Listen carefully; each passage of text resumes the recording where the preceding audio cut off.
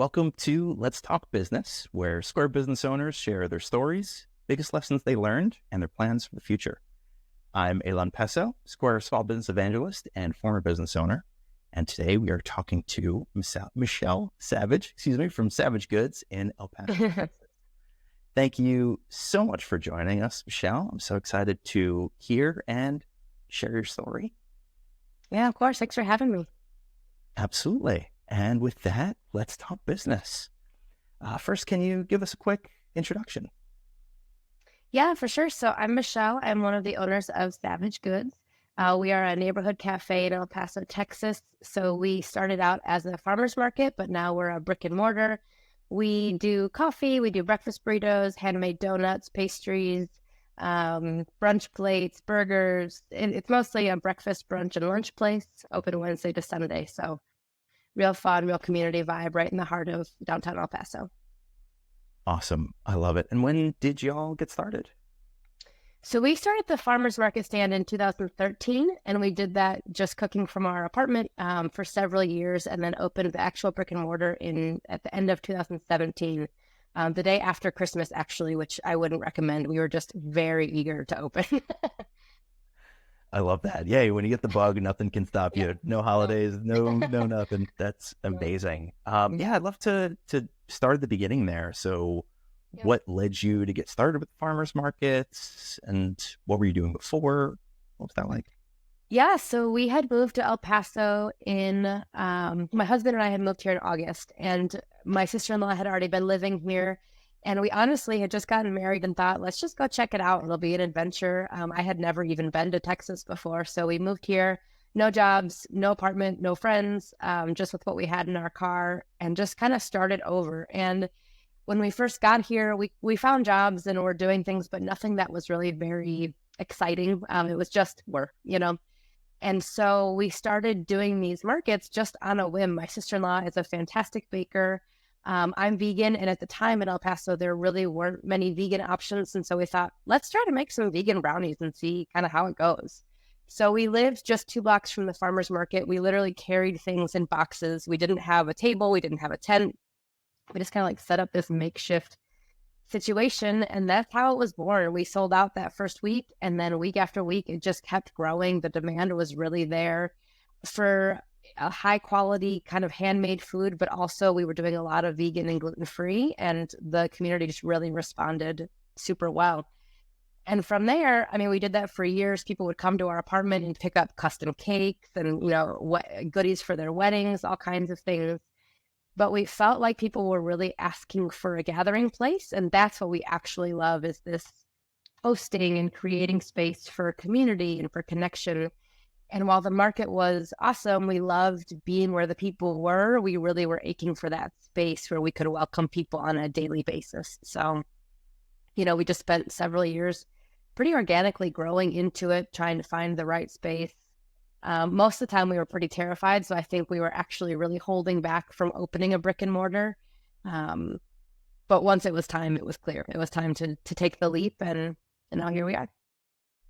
That's incredible. Yeah, it's so much bravery at every step of that, from deciding to take that leap to move to starting something new like that, and then growing and it taking off. When you said you sort of knew when it was time, what were the signs that it was time?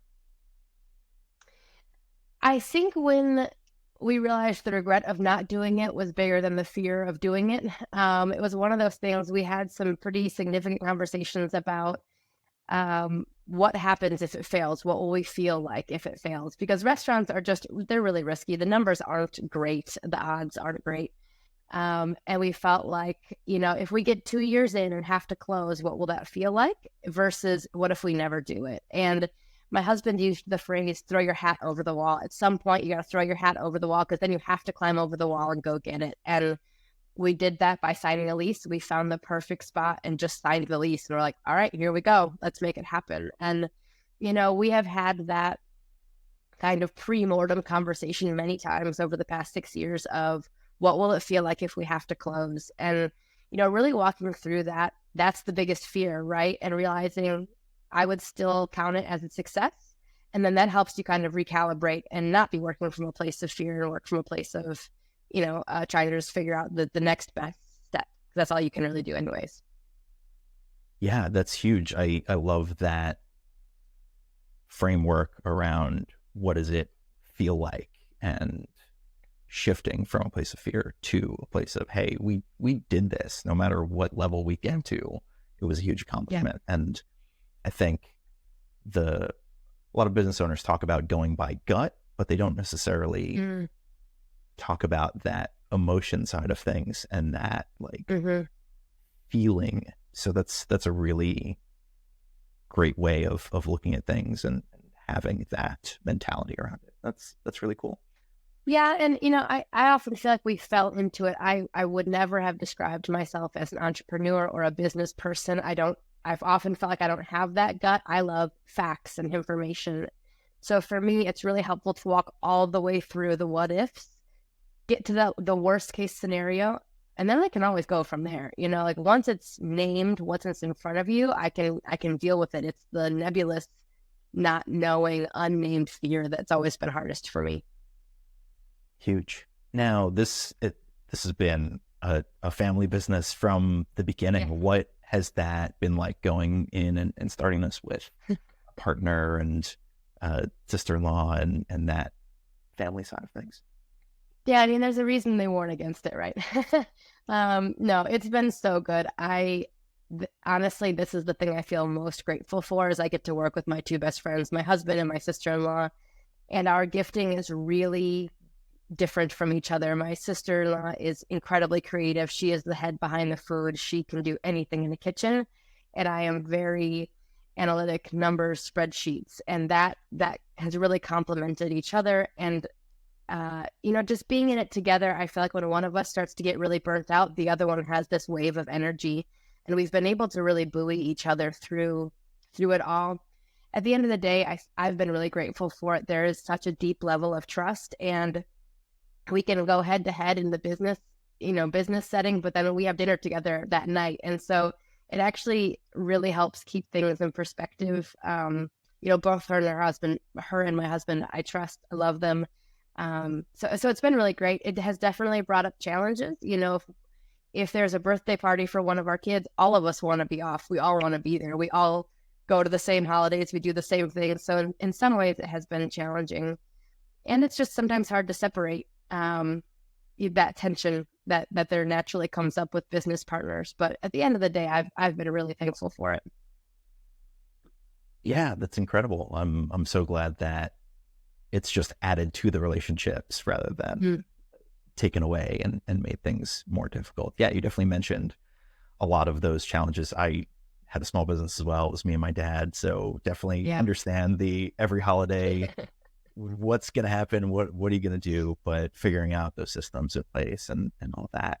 And also the family business is expanding a bit. Would you like to chat more about that? Yeah. So in the last year, both my sister-in-law and I had babies. I have an older son who's 5, but she and I had babies 6 months apart, which was not planned and definitely challenging. That's one of those things you don't expect or don't plan for when you get into it.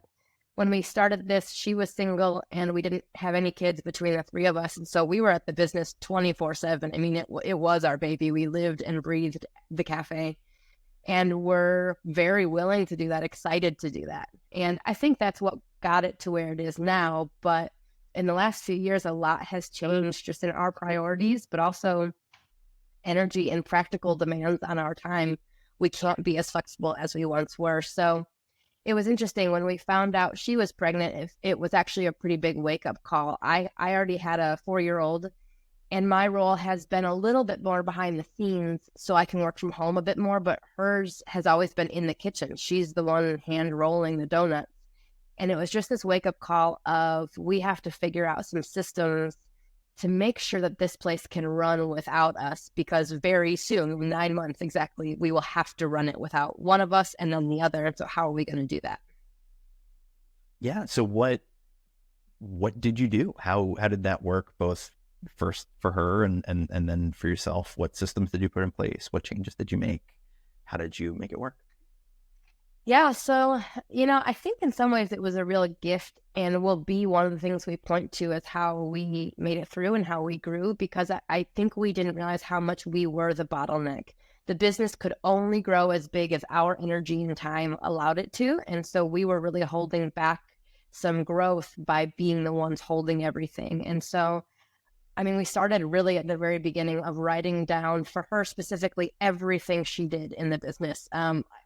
Through the big things to the smallest thing, setting the thermostat, like who does those, and started putting systems in place for them. Okay, we need someone to set the thermostat, but how do they know what to set it to and when to change it? I mean, that's a small example, but the temperature of the kitchen dictates how fast the dough rises for the donuts. It's not a small thing. It can throw off the whole day. Um, and so thankfully babies take a while to grow. And so we had 9 months to really make this plan, but we ended up doing a few things. We ended up hiring some managers. We had never had managers. We had always had shift leads and people who had a little bit more responsibility, but nobody who really held the whole picture in their mind the way we did.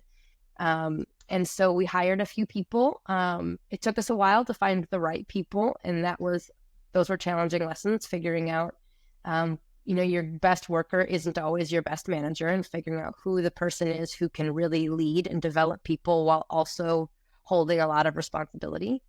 But along with that, we just really delineated our systems. We wrote them down. We made sure they were replicable, that they were accessible, that they were usable in the day-to-day, and started really drilling those into our team. This is how we do what we do and why we do it this way. And starting with that why really helped with the buy-in. But then from there, it was just consistency, keeping to the system, not letting it, go into a drawer and die somewhere, but really bringing the team back to it day after day. Yeah, those are really huge things, I think, for any business to start to do as that next phase. Documentation in general is so important. Just as business owners, we want to have a life and we want to step away, no matter if you have official managers or just employees to step in, having those systems in place. And like you said, not just putting them in a drawer, but keeping them in use and training that. So that's a really great step that y'all took, and being able to hire managers. Were there any challenges around hiring a manager, whether in the hiring process or the sort of letting go process? I mean, yeah, definitely in the letting go process. I think first of all, it was more challenging than I anticipated to train them. I didn't realize how much was in our heads. This is our business and it has our literal name on it. So much of it we do by instinct because we built it from our kitchen, from our apartment, and it was hard to even realize the things to train because so much of it is just in us. And so that has been a process now over the last 18 months of really getting all of that out of our heads. Like I say, it took some trial and error to find the right people. But we had someone in an interview who was a very experienced manager ask, "Are you ready to let go?" And that was her biggest concern because it was the first time we had hired managers. Mariah and I, my sister-in-law, were both pregnant in this meeting. And she's like, "Are you really ready for this?" And we were both, "Yeah, of course. We can't wait." And it was painful. It was hard to let go. And I think one of the biggest missteps was us really holding on tighter than we meant to. And tighter than was good. We kind of made it difficult for our managers to do their jobs at the beginning because we were always peeking in, trying to half do the job too. So it was a learning curve for sure. But I was able to take an 8-week maternity leave. And when I had my first son, I was literally doing payroll from the hospital on my computer. I was sending investor letters hours after he was born. I didn't take 30 seconds off. And now with my second 8 weeks, I didn't step foot in the cafe. I didn't do anything. People brought me donuts and cappuccinos daily, which I appreciated, but I really was able to step away and then come back with a renewed energy and a fresh perspective and, really renewed enthusiasm for it because I'd taken a break, and just being able to take a break was a gift. And I was really thankful we put the work in to make that possible. Yeah, that's huge. Well, in a minute, I'll ask about the coming back, but first with that taking time off, what was the thought process around there? Like, what were those conversations there around how much time to take and how fully to take? Because, I mean, with a normal job, you get leave. That's what you take. When it's your business, you need to come up with all that on your own. So I'd love to hear about that. Yeah, that's a great question. It was interesting. My sister-in-law went first. Her baby was born first, and we both thought 6 weeks. That's a long time. We've never been away for 6 days, let alone 6 weeks. And really realized that's not any time at all when you've just had a baby. I mean, there's so much adjustment and physical healing and a lot going on that did not feel like enough time. So we had planned 6 weeks for her, and we ended up extending it. And I was really thankful that we were able to do that, and the business was in a place that we could survive without her, which a year before wouldn't have been the case. It's so funny. I talked to other business owners, and so much of why we got into this, a part of it was freedom. We get to be our own boss. We do whatever we want, but none of us take any time off. We could take all the time off in the world, but we don't take any time off. And so to give yourself permission to take time off was really hard. I thought I would go back much sooner. But by the time 8 weeks came, it was still a little bit hard. I took some time easing back in. And so again, so much of it when you're creating your own is trial and error. We did some research around average leaves and kind of just picked a number of what we felt like might work and then tried it. And the nice thing is that we had built the systems. We did have the support that when we both wanted to extend a little bit further, that was okay. Everything was running fine. It was going fine. And we talked about it a lot as kind of maintaining the status quo. We weren't introducing huge new products or changing the model or anything while either one of us was gone, but the business kept running at the level we needed it to for that time. And that's exactly what we were hoping for. That's huge. Yeah. So with that, I'd love to dive into that adjustment period of coming back into things. Now you have a manager, all three of you are back. What's the practical side of adjustment? What's the emotional side of adjustment, physical side of adjustment? Yeah, I mean, it's been interesting. With people now handling the day-to-day, that has actually given me room to take on a pretty different role. I was still, even 5 years in, running shifts pretty often. And while I think in some ways that was good, I'm the face of the business. Customers are excited to see me. They've watched me through these 2 pregnancies. They know my children. Like, there's a real community connection there. So while that's really positive, I'm at the point where I needed a different kind of day-to-day rhythm. And so taking a full 2 months where I really stepped out and it ran without me showed me that it could, which is not not a theory I ever would have tested otherwise. It just never even would have seemed possible to me that it could run one day without me, let alone 2 months. And so I think the main thing was it was a whole mental reset in the way we think about how we run business. And so now we don't introduce new things without a system behind it. And that has meant that we can grow. So we both came back, we decided catering was really this other area that we felt like we should begin pursuing. And because we have people running the cafe day to day, we can focus on this other now branch of the business and kind of see the forest for the trees in a different way. Instead of just being in the nitty gritty, literally washing dishes, I'm now thinking about business. I'm thinking about strategy. I can think a little bit further down the road. Our marketing now has a marketing plan, not just what should I post on Instagram today. And so I think it has really recalibrated the way we run the business. And for me, it's also created a little bit of separation, which I didn't realize I needed, but I needed. My entire identity lived and died with how the cafe was doing on every metric, sales-wise, but Yelp reviews, like every experience. If someone's one meal was bad, what that did to my day was so devastating. And being able to take a step back has really provided a little bit of separation where I can be more steady, less emotional about it. And I think that helps me be more strategic and honestly enjoy it more, which has been nice. Yeah, I love that. That's, again, going back to, this is huge steps that Like that's the evolution of a business, to make it run efficiently, to make it run on its own, to lower the stress of an owner. That's huge. I'm so glad that y'all have been experiencing this, and this was a good catalyst for that. With that, what do these systems mean for the future? What are you looking at now that you can take that sort of step back and step above into a different side of the business? What are you thinking? What are your plans? Yeah, it's interesting. I feel like in some ways it's actually making us move a little bit more slowly, which has been good. I think because the machine is now harder to shift. It's not just us. We can pivot really quickly. There's systems, there's people, there's managers. And so it has to be more strategic and thought through. And I have enjoyed that shift in pace. And so we're talking about growth opportunities. Like I said, catering is one of those areas. We're not the kind of people who want 7 locations. Part of what's special about what we do is the space that it is in the neighborhood that it's in.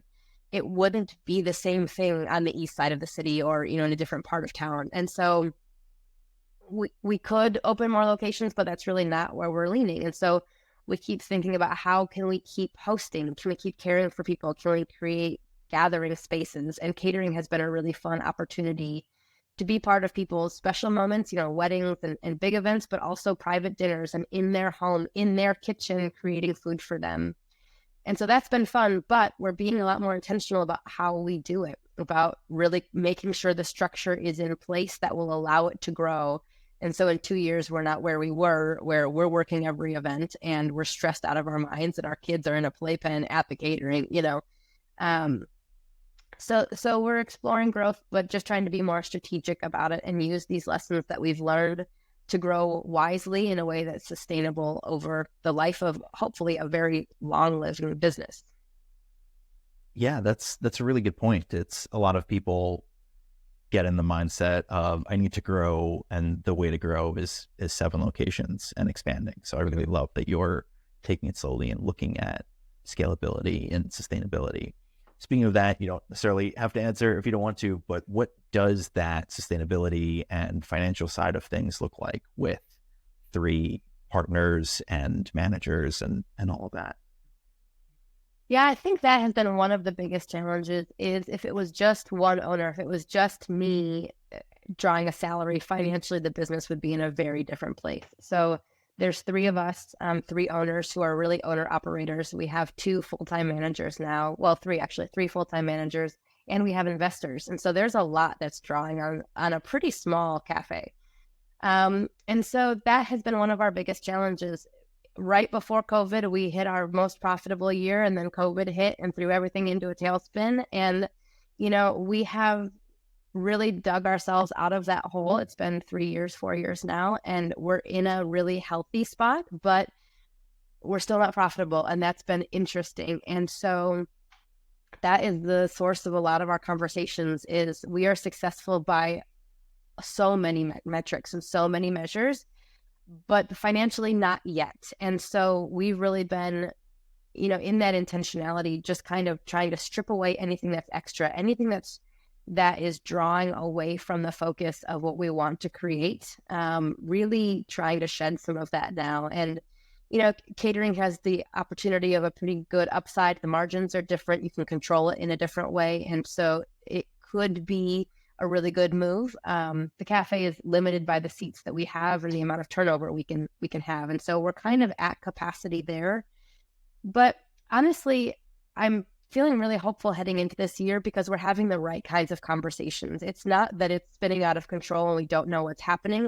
I can tell you exactly what's happening and where that money is going, which is helpful. That can inform where we go next. And so what I don't want to do is grow so fast that it gets out of control because then you start to lose your grip on those numbers and on that cost control. And so I want to be very strategic and measured in how we grow so that we're growing sustainably and also profitably and not just growing for growth's sake. So, I think the first quarter of this year, we've super dug into our reporting and really tried to figure out what is going to move the needle here. Like what are the things? It's not just getting more sales. It's being strategic and cost control and where we put our time and our effort. So yeah, I'm hopeful that this year we'll be looking, or this time next year we'll be seeing a very different set of financial reports. But yeah, we're on the right track, which feels good.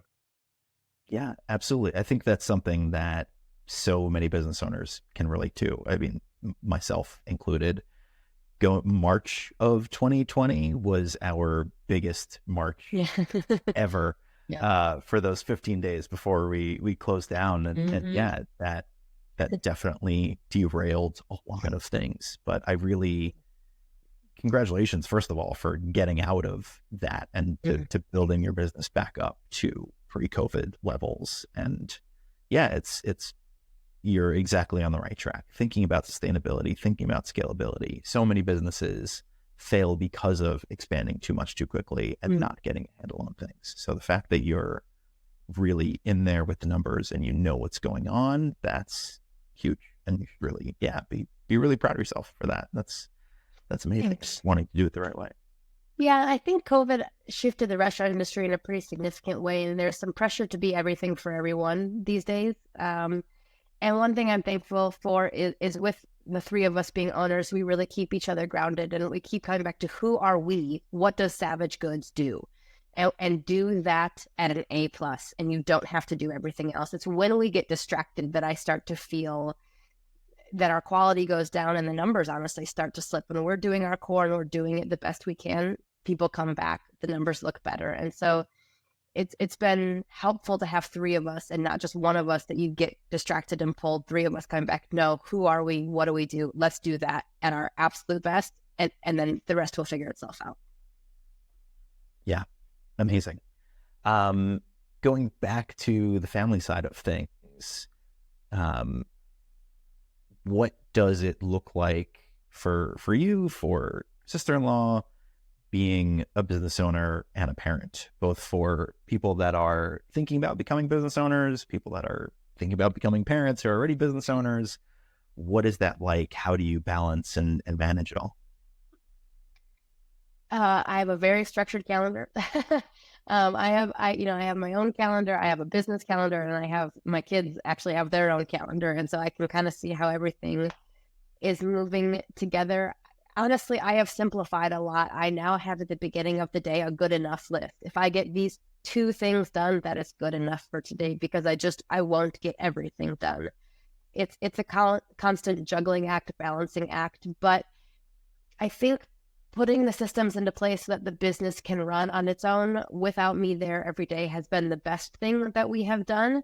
And then I can check in. I can be checking in the reports. I can check in with the managers. I've got places where I can have touch points and make sure things are going the way they need to go without always being on site. And that permission to not always be on site has been helpful for me and the way my family has grown.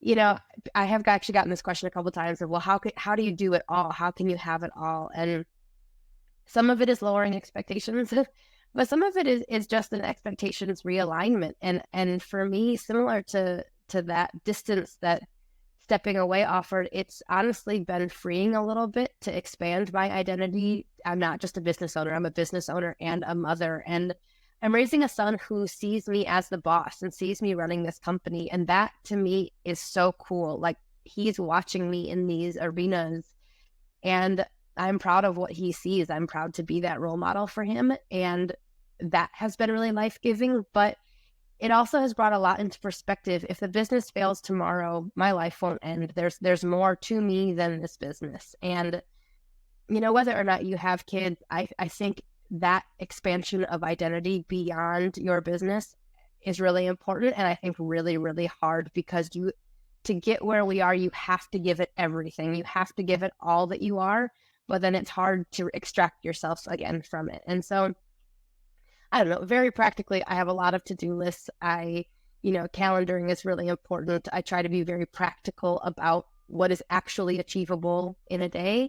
And I pivot a lot. I scheduled this call for when my daughter was napping, and then she wasn't napping. And so we pivoted, and so I think for being a little bit flexible, and honestly, it's helped me get out of my head a little bit and be just present with what is, and do the best you can with what is. And honestly, I feel like it's made me a better business person, because I'm not as rigidly stuck to what has to be. I kind of go with what is. because that's all you can do. Yeah, that's huge. That agility, flexibility, being able to pivot. And I'm really glad that you did bring back up that identity piece, because identity really is a big thing that a lot of business owners struggle with. I always struggled with it. I was the business. I was the ice cream chef. I was the business owner. That's how everyone knew me. And then if that's gone, what do you have? And bringing family, bringing the rest of that into perspective. And the way your kids see you as a business owner, and them having that experience as someone who grew up in family businesses, it's an incredible learning experience. And just so much joy all around there. That's super cool. Yeah, and I think especially so many of us name our businesses after ourselves. I know you did as well. And that makes it really hard to not only be that. So I don't know, just like a reminder to all of us, we are more than our businesses. Our businesses are wonderful, and I'm so glad they all exist, but we are more than that, and to care for those other sides of yourselves as well, because there might come a day when you come to a crossroads, of whether or not it's time to continue, and knowing there's more to you than just this business, I think is really valuable. Huge. I love it. I think that's pretty much all I have. Is there anything else that you want to share that you've learned along the way? No, I mean, other than the value of community, I mean, I'm sure we're all going to say it in these interviews, but this Square community has been so valuable in lessening the isolation, but also just like finding spaces to connect with business owners and non-business owners and talk about business and non-business leaders, because it's a hard road. And so I think just in the past few years, I've really come to value the connection with others along this path. Yeah, huge. I love it. It's absolutely so important. Wherever you find that community, finding other people to commiserate with, to laugh with, all of the above, and connect with and share with. That's huge. Yeah, for sure. Incredible. Thank you so much again for joining us and sharing your experiences. Where can people find more about you and your business online? Yeah, so if you want to check it out, it's savagegoods.com. And then we're on social media at Savage Goods on all the channels. We're mainly on Instagram, so come check out some pictures of delightful donuts. I love it. Definitely going to follow. Love scrolling through all the food stuff. Everything looks incredible. Gotta swing by over there. Awesome. Thanks so much for having me. Appreciate it. Yeah, thank you. And see you in the community. Sounds good.